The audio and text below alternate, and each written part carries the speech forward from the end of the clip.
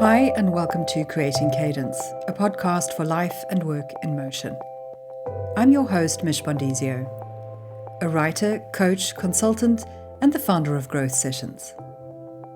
The aim of my work is to help people develop better work-life cadence and more mindful approaches to work, to support their creativity, productivity, and well-being, and manage their time, attention, and stress better. This podcast is an accompaniment to my work, where I dive deeper on topics including digital wellness, intentional productivity, emerging technologies, and the future of work. At this point in time, the podcast isn't yet sponsored, so the cost of my time in making the show is covered by lovely listener donations. If you want to support us too, with a one-off or ongoing contribution that costs the same as a cup of coffee or a good book, then you'll find Creating Cadence, all one word, on both the Patreon and Buy Me a Coffee platforms. This is episode 25 of the Creating Cadence podcast and the fifth and final episode of season 4, recorded in December 2021.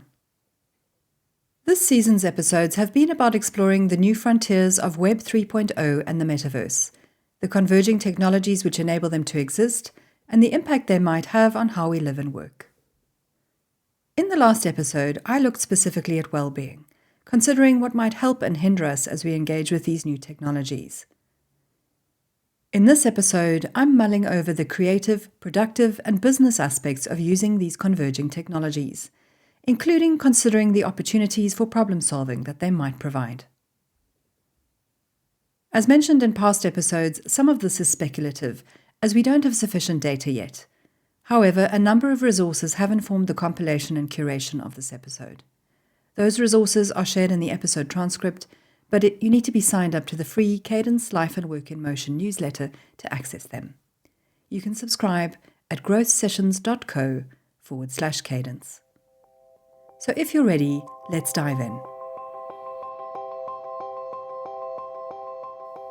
At the time of recording, the Omicron COVID variant has just been identified, throwing things into uncertainty once again, as certain travel is being restricted and there are going to be possible lockdowns just before Christmas.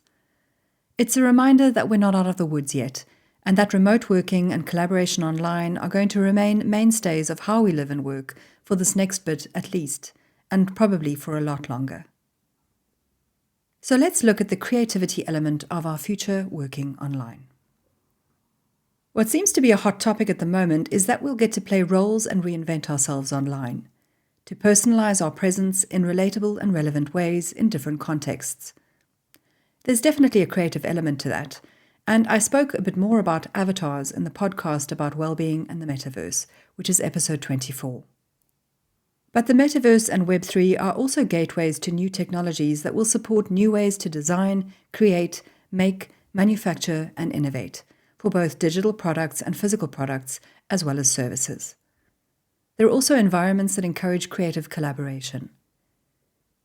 During lockdown, many more of us started using 2D digital whiteboard software applications such as Mural and Miro. Now imagine taking you and your team into a 3D space where you all get to brainstorm together and contribute to those boards in a spacious room where your avatars get to be more hands-on. Or imagine if you're a freelance designer who regularly uses something like Procreate on your iPad. You could move from plotting out and illustrating on a tiny screen to using an entire digital wall in your 3D design studio. Given what has been created in the Metaverse so far, from gaming worlds and music festivals to exhibitions, dance parties, and conferences, the opportunities to stretch our creative imagination will be boundless. We'll have opportunities to solve the very biggest challenges that we face in the world too, in innovative and new ways. AR and VR tech enable experimentation, training, scenario planning, strategy sessions, and solution-finding explorations. We can use this technology to create simulations that represent a host of real-world situations we need to navigate and problems we need to address, both now and in the future. From how we do business in more fair work environments, to how we support our aging populations, to how we tackle and mitigate the climate crises. We'll be able to experiment with ways to overcome resource scarcity or explore ways to better accommodate those displaced by forced migrations due to things like political, economic, and environmental instability. These are serious problems. They apply to all of us in some way, and they're not going away. You may think that they have nothing to do with creativity, but critical thinking and creative thinking are closely linked. And I reckon it's going to be our imaginations that just might save the day. What we learn in the metaverse, we can bring back to apply in our real-world situations. Next, let's look at productivity and business applications in this new world. In terms of productivity, there's a few small elements that I'll touch on in this episode. Now, I've been harping on about asynchronous working styles since I started this podcast over a year ago. They form a key part of intentional productivity. And Web3 innovations can potentially help us to work in a way and at a time that will suit us better. But we are still the ones who have to set the boundaries and change our habits, because our tools are only as good as we are in terms of how we engage with them. AI and voice technology will free us from the shackles of our consoles, as a myriad ways of engaging in the virtual world open up. And it will be interesting to see how much more productive we might feel working with different visual tools and virtual tools. The automation that accompanies much of this technological development will give rise to more efficient ways of working, definitely. And technically, that can help us to spend less time online. But again, as mentioned in the last episode relating to well-being, it does boil down to our intentionality in how we use these tools. Saving time in one area of work doesn't have to mean that it frees us up to do more work in another. Instead, it could free us up to spend more time offline. It all depends on how you look at it, what's important to you, and how you want to manage your time. We'll be communicating a lot more on Metaverse native platforms, things like Discord, which if you haven't tried it yet, is very like Slack. Discord started out as a community platform for gamers, but it's now being adopted as a communication channel across sectors and social spheres. Personally, I find using Discord can be a bit intense because conversation is continuous, and if you're not communicating synchronously on it, you can feel like you've missed out, and it can take a while to catch up. It's another example of the hyperactive hive-mind at play. Just remember that you don't need to be on there all the time. If you are, your productivity is probably going to suffer. For many of us, this is totally new technology that we're adopting, and we need to learn how to best engage with it as part of maintaining those essential boundaries. So there's going to be a bit of trial and error, at least to start.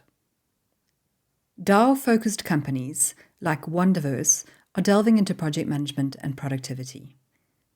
I talk a bit more about DAOs a little later on, but let's stick with Wonderverse and productivity for a moment.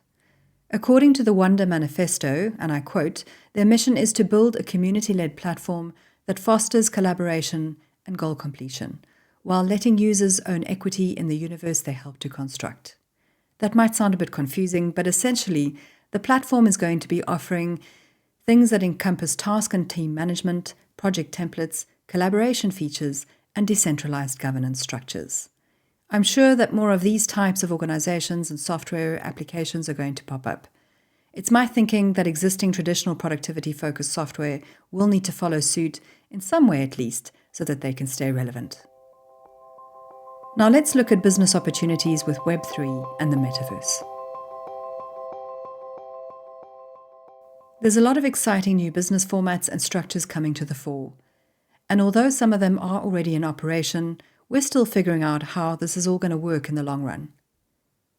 AI is already being used in a host of business scenarios, from chatbots and customer service to virtual assistants, analytics, and so much more.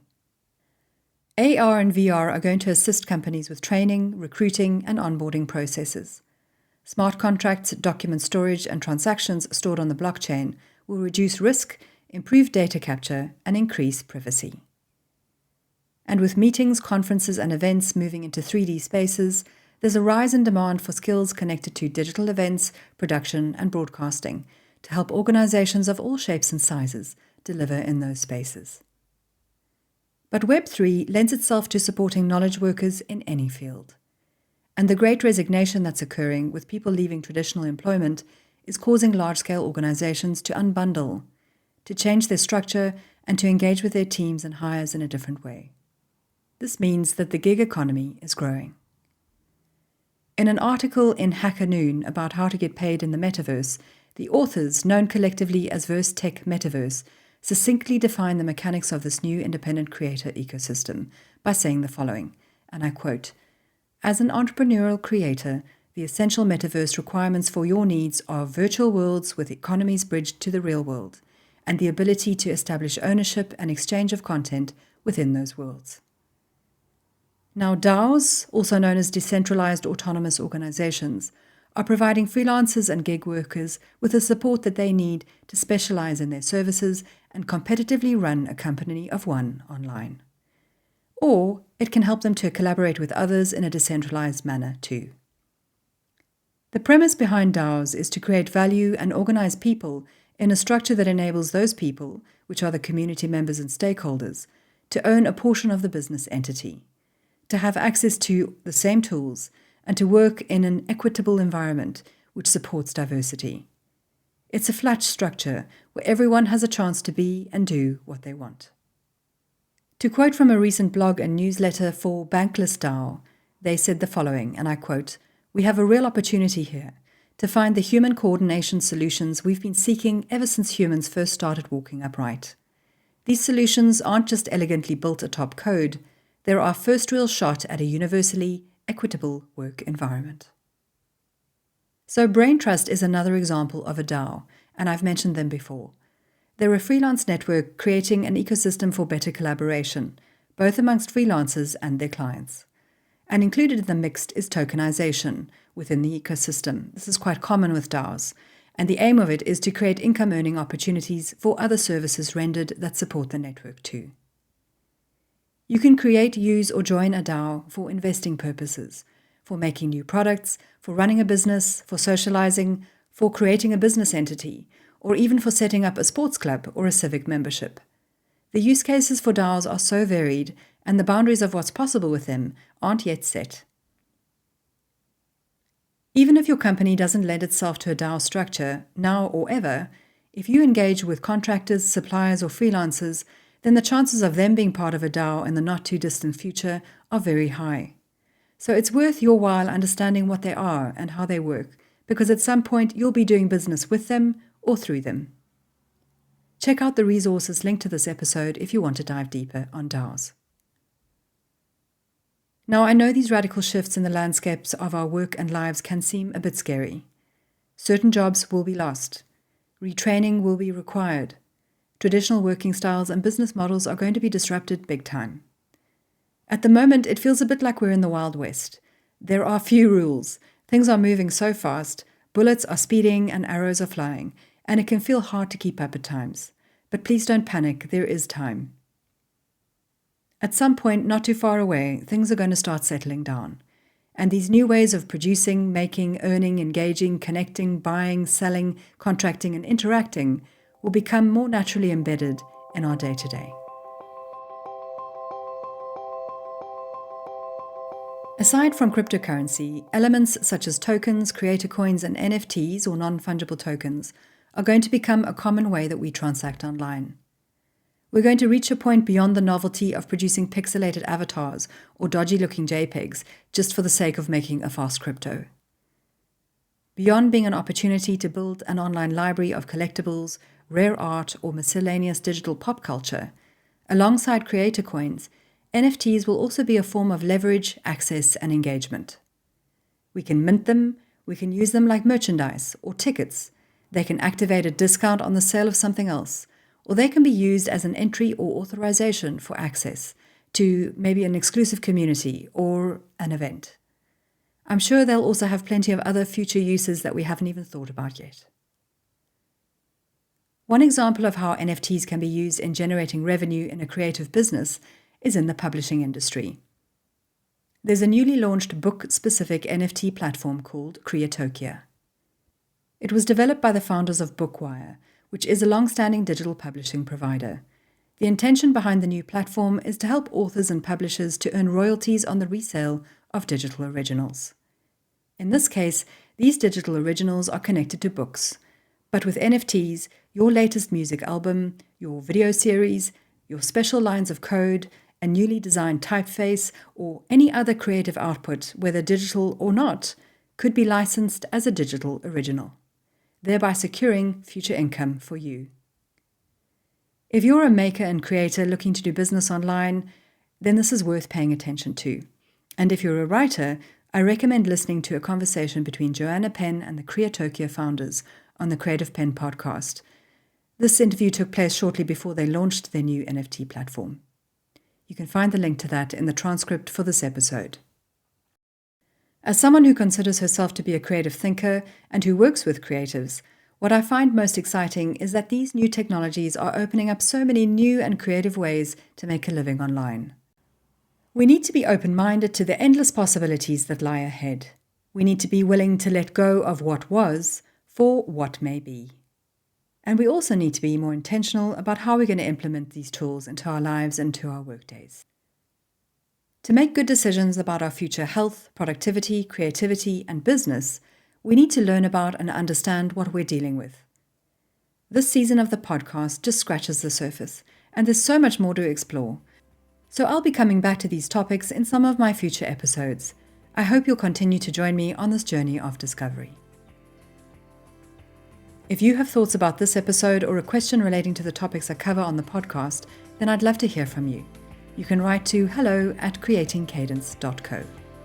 Just a reminder that you need to be signed up to the Cadence newsletter to access the resources that support this episode. Until the new podcast site is ready, you can do that at growthsessions.co/cadence. You can also support the show on the Patreon or Buy Me a Coffee platforms. Search for Creating Cadence, all one word. Thanks for listening. The podcast will be back in January 2022. Until then, please take care out there. Stay safe, be brave, think big, and keep moving forwards one step at a time. Bye for now.